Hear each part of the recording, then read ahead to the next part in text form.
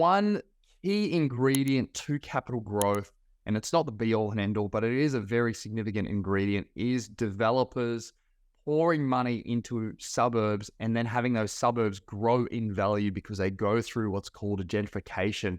So it's suburb in transition. If you get in at the right timing, right at the start of that transition, you normally ride out that capital growth wave.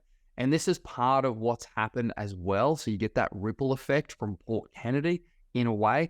So when you have a look at these new townhouses selling for 694,000, they're only 3-bedroom. This estate looks really nice. It's new. It's by the water.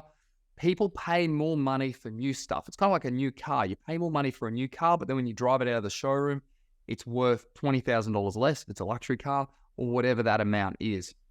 So same thing with these new properties. Developers will create these luxury new properties, or in this case, there's affordable luxury by the bay, by the beach, which on the east coast of Australia, this is like incredibly cheap. And people that are buying in these areas from Sydney and Melbourne will be thinking the exact same thing. These are nearly $700,000 to be next to the water. Now, I've never been to this area. I don't intend to. Maybe I will at some point. But whether you can swim in the water is another question. Can you walk along the beach? I have no idea. I've not been there, but it looks really nice. And that's more expensive. That's at least $700,000 for a built 3-bed, 2-bath, 2-car garage townhouse. So if you scroll down a little bit further, you can see there's some established homes in Warnbro. You can buy a 3-bedroom, 2-bathroom for $650,000. Again, you got to look at where this is located in the suburb. What does the street look like? There's all these other secondary statistics that you need to look at, not just the initial data set that says, hey, this suburb is flying out the door. This one looked really affordable, $300,000 for this 3-bed, 1-bath.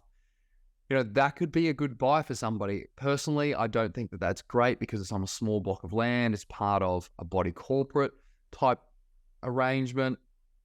It looks cheap on the surface, but what was this property worth, a couple of years ago? You're near the beach, or at least that's what it looks to be. Have a look at some of these, $520,000. Like, these properties, again, are attractive to people because of the yield that they're getting. These properties for $500,000 are rented out for $600 plus per week. Now, I'm just speculating on this property because I've seen some other rentals in the area. It could be more than that. It could be less. You need to do your own research, obviously, and work out whether it's worth it.